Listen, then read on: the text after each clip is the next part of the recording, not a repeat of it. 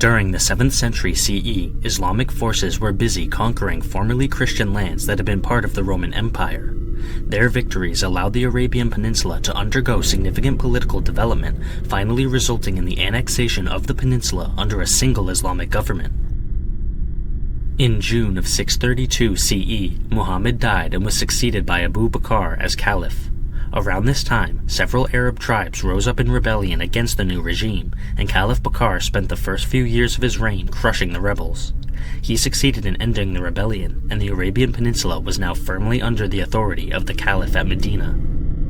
With his troubles at home settled, Caliph Bakr started looking elsewhere, and his eyes landed on modern-day Iraq.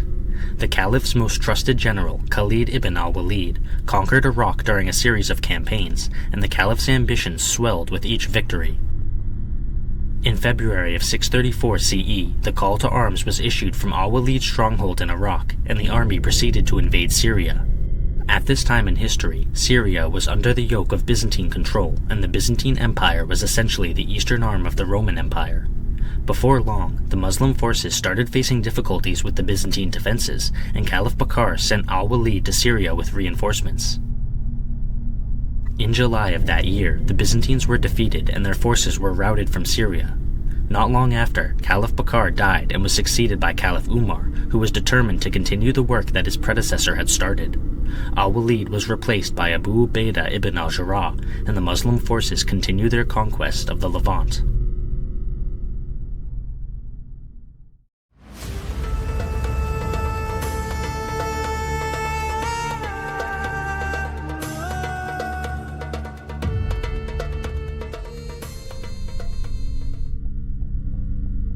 The Byzantine Emperor, Heraclius, resided in the city of Antioch, and the Muslim advance was highly concerning. He began preparing for a counteroffensive to reclaim the regions that the Muslims had taken. In 635 CE, Persian Emperor Yazdegerd III wanted to form an alliance with the Byzantines.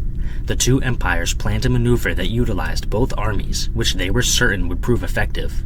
By May of 636 CE, Heraclius had amassed a large force at Antioch, and the army was divided into 5 sub-armies.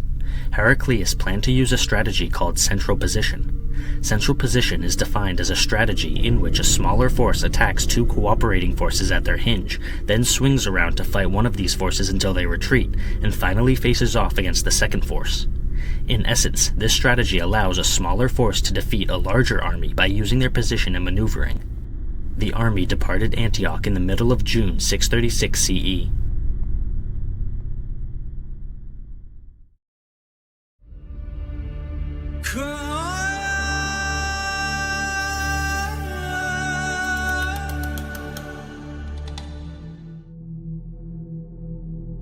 The Muslim army caught wind of the Byzantine battle preparations from their prisoners, and a war council was summoned.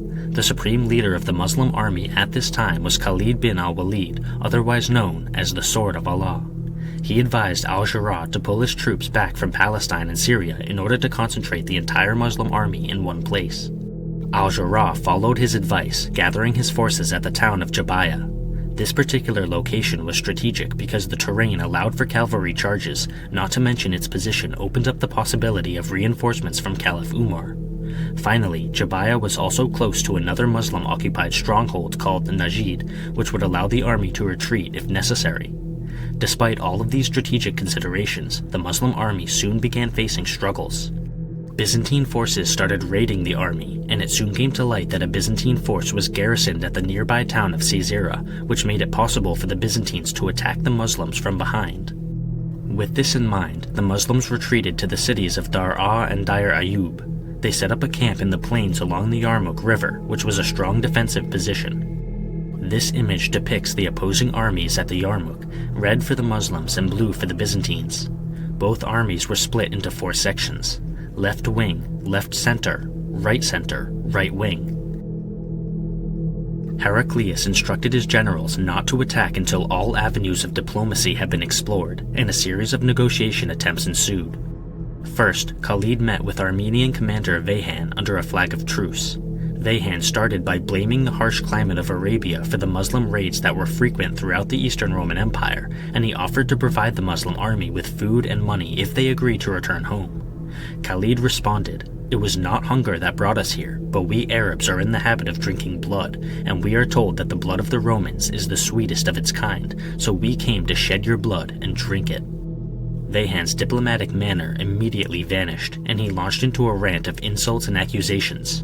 Khalid responded by quoting the Quran, and he offered Vahan peace on the condition that the Armenian convert to Islam. Vahan refused.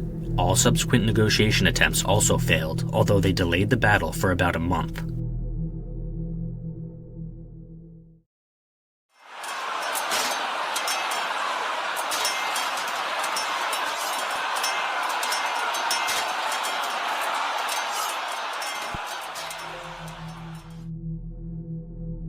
The battle began at dawn on August 15th.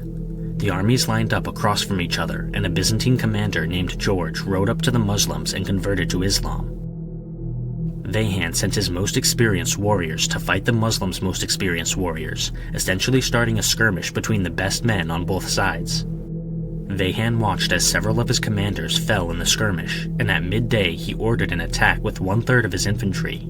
The purpose of this small-scale attack was to test the strength of the Muslim lines. However, this attack was very weak and achieved little, ending at sunset with both infantry forces returning to their camps. The next morning, Vahan summoned a war council where he decided to launch an attack just before dawn. The plan was to catch the Muslims during morning prayers. The center of the Byzantine army would engage the bulk of the Muslim force, distracting them from the Byzantine wings as they penetrated the Muslim army from the sides. Khalid was prepared for a surprise attack. The previous night, he positioned several small forces in the land between the two armies to act as a buffer. The battle ensued, and the center was relatively stable, with neither side clearly winning or losing. On the Byzantine left wing, vicious fighting forced the Muslim infantry to retreat. The Muslim right-wing commander, Amir, forced his cavalry to launch a counterattack, which halted the Byzantine advance, but the Muslim cavalry were outnumbered, so they were soon forced to retreat back to camp. Khalid commanded the cavalry to regroup and attack the Byzantine left wing again, but this time he would join the fight with his own force while simultaneously sending the Muslim infantry against the Byzantine left wing. This resulted in a three-pronged attack that forced the Byzantines to retreat. Over on the other wing, the situation was much more intense. The Muslims here did not have the assistance of Khalid's force, and the Byzantines outnumbered the Muslims, which allowed them to overrun the wing. There was a cavalry counterattack, but it failed to break the Byzantine advance. The Muslim wing retreated to their camp, and for a moment it seemed as if Vahan's plan was working. Unfortunately for him, the Muslim women were just as dedicated to the jihad as their male counterparts. The women charged at their men with tent poles, turning the men around and sending them right back into the battle. At this point, Khalid realized that the Muslim left wing was in dire need of assistance, so he ordered his cavalry to provide relief.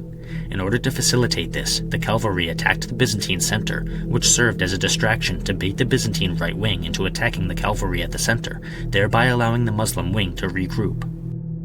The Byzantines slowly began retreating, and at sunset both armies withdrew to their camps. The field between the armies was littered with the dead. Vahan's army was demoralized because of their strategy's failure, whereas the Muslim army was in good spirits because their counterattacks had been successful. The next day, August 17th, Vahan reflected on his failed strategy. He decided to implement a much less ambitious plan, focusing most of his mounted strength on the Muslim right flank, where his cavalry could maneuver without constraint because of the terrain. This strategy initially worked, forcing the Muslim right wing to fall back, followed closely by the right center. Once again, the Muslim women met their men and harassed them until they reorganized. Khalid organized a counterattack with his cavalry and the remaining right wing, which hit the Byzantine left wing and left center hard. At the same time, he ordered part of the cavalry to outflank the Byzantine left wing. The battle was a sea of blood and bodies, the air choked with screaming, and the clash of metal on metal.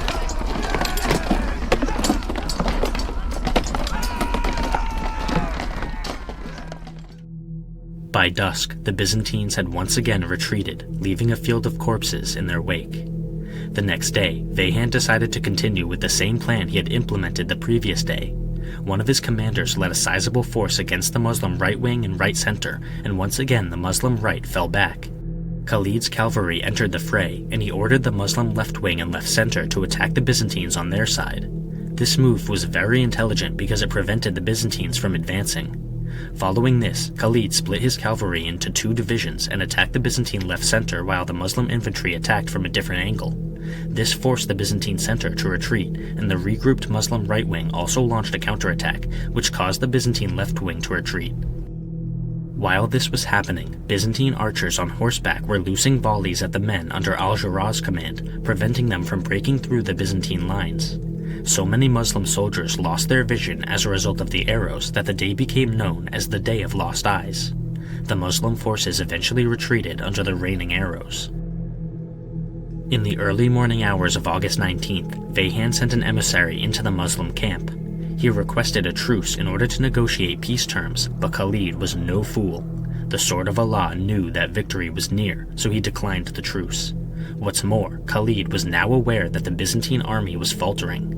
The attempt at establishing a truce had revealed that the Byzantines were weary of fighting and wanted things to end, which presented the Muslims with an opportunity to go on the offensive. Khalid grouped the cavalry together, which totaled 8,000 men. He planned to use his forces to cut off the Byzantine retreat. The battlefield was surrounded by ravines with bridges crossing over them, one of the most important being a bridge to the west, which the Muslims captured that day. On August 20th, Khalid put his master plan into action. He wanted to push the Byzantine cavalry off the battlefield, isolating the infantry from their cavalry and thus exposing them to attacks from the flanks. At the same time, he wanted to push the left wing of the Byzantine army to the west, where a 600-foot ravine lay in wait. The fighting started with a general frontal attack, but Khalid soon brought his cavalry around the Byzantine left wing. They engaged the Byzantines on this flank while the Muslim infantry advanced from the front. The Byzantine left wing was forced to retreat to the left center, which caused disorganization and confusion within their ranks. The Muslim cavalry then attacked the Byzantines cavalry from 2 angles, pushing them off the battlefield to the north.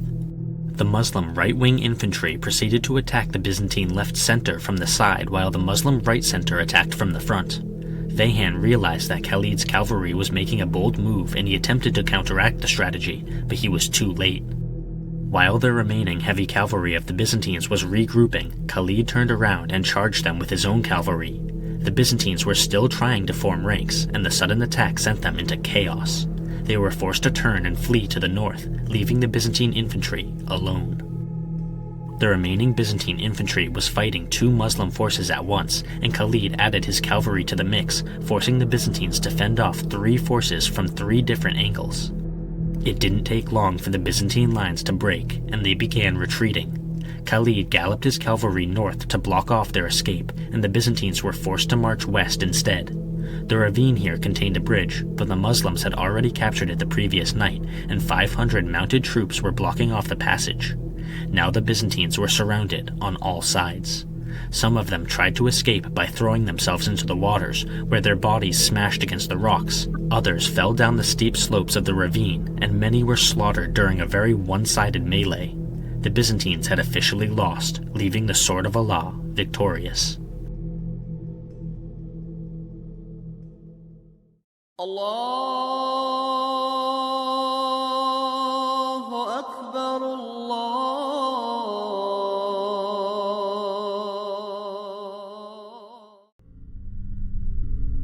Immediately after his victory at the Yarmuk, Khalid pursued the retreating Byzantines to the north, where he found them near the city of Damascus. He attacked, and most historians seem to agree that Vahan was most likely killed during the slaughter. The Sword of Allah proceeded to enter Damascus and claim the city for the Rashidun Caliphate. News of the Byzantine defeat soon reached Heraclius, who blamed the loss on his own sins, especially his marriage to his niece, Martina. He wanted to reconquer the lands he had lost to Islam, but with the defeat at the Yarmuk, he no longer had the resources or men to do so. Heraclius fled to Constantinople soon after, where he would be much safer than at Antioch. The Battle of the Yarmuk was a decisive and major victory for Islam.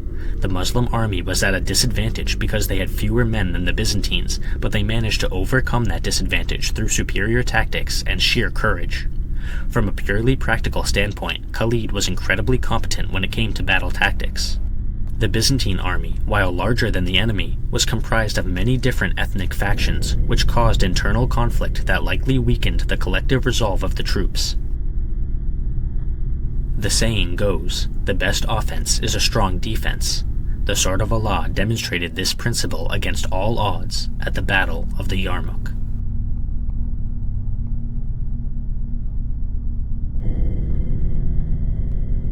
Thank you for watching this week's video. All sources are linked in the description if you're interested in reading more about the topic. I produce a new video every Thursday at 5 p.m. Eastern, so subscribe and hit the bell icon to be notified of uploads. You can also join the channel for access to exclusive content, including true crime. Stay safe, stay curious, and I'll see you next time.